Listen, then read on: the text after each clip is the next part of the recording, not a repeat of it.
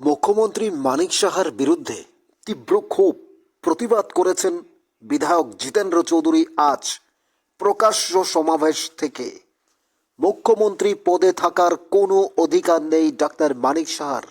শুনুন কি বলছেন মাননীয় বিধায়ক জিতেন্দ্র চৌধুরী। মাননীয় মুখ্যমন্ত্রীর বিরুদ্ধে তীব্র প্রতিবাদ, কেন এই ক্ষোভ? কেন ভয় সিপিআইএম কে?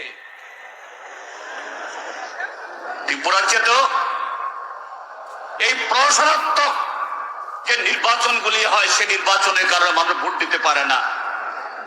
একটা পঞ্চায়েত সিপিএম এর হাতে নাই, একটা পঞ্চায়েত সমিতি সিপিএম এর হাতে নাই, এডিসিতে একজন প্রতিনিধিও আমাদের নাই।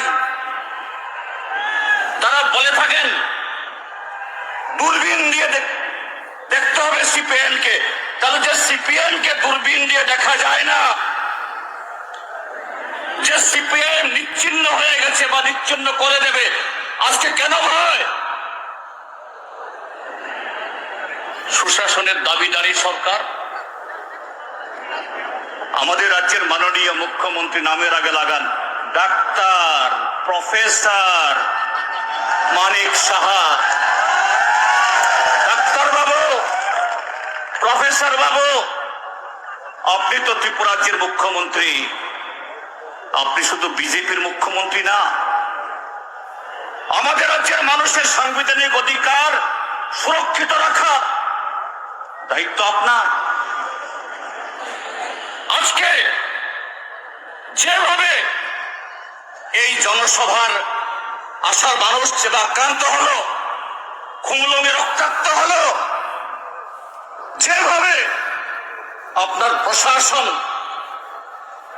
কাঠের পুতুলের মধ্যে দাঁড়িয়ে থেকে যারা গণতন্ত্র রক্ষায় এই রাজ্যে আমাদের উন্নয়নকে এগিয়ে নিয়ে যাওয়ার জন্য শপথে আজকে এখানে আসার পথে যারা বাধা হলো, তারপরও কি আপনার নৈতিক দায়িত্ব আছে? আপনার সিংহাসনে বসে থাকার, মুখ্যমন্ত্রী পদে বসে থাকার আপনার নৈতিক অধিকার আছে? আর এক মুহূর্ত আপনার এই সেই পদে থাকার আপনার অধিকার নেই। কিন্তু বন্ধুরা, কেনই আক্রমণ? এটা তো জনসভা না, আইন অমান্য না, সরকার নীতির বিরুদ্ধে। আমরা আমাদের পার্টির সাংগঠনিক সম্মেলন সে আলোচনাটাই করতাম। এখানেই পরিষ্কার সিপিআইএম এর কণ্ঠস্বর মানে জনগণের কণ্ঠস্বর।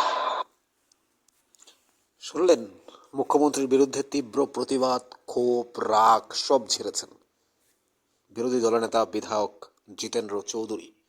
বামফ্রন্টের রাজ্য সম্মেলনে দাঁড়িয়ে মুখ্যমন্ত্রী ডক্টর মানিক সাহার বিরুদ্ধে তার এই তীব্র ক্ষোভ। কিন্তু কেন? জনগণ আক্রান্ত হয়েছে বলছেন। এত জনগণ এলো কোথার থেকে তাহলে? সিপিএম বলেন গণতন্ত্র নেই রাজ্যে, তাহলে তারা এভাবে সমাবেশ করতে পারলো কি করে? জনগণ কিভাবে আসলো? হ্যাঁ, বিভিন্ন জায়গায় হামলা হয়েছে তারা বলছেন,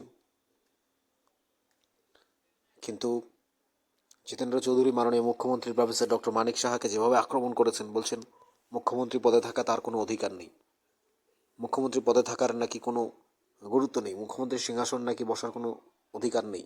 আপনাদের কি মনে হয়, মাননীয় জিতেন্দ্র চৌধুরী যা বলছেন বিরোধী দলনেতা বিধায়ক, সেটাই কি ঠিক? নাকি মাননীয় মুখ্যমন্ত্রী প্রফেসর ডক্টর মানিক সাহা তিনি রাজ্যের উন্নয়নে যেভাবে কাজ করছেন সেটাই ঠিক? আজ প্রকাশ্য সম্মেলনে দাঁড়িয়ে রাজ্যের বিরোধী দলনেতা বামফ্রন্টের বিধায়ক জিতেন্দ্র চৌধুরী যে অভিযোগ করেছেন মুখ্যমন্ত্রীর বিরুদ্ধে, সেটাকে আপনারা কিভাবে দেখছেন জানাবেন কমেন্টস বক্সে। থাকুন নিউজ ত্রিপুরা 1 চ্যানেলের সাথে পরবর্তী আপডেটের জন্য।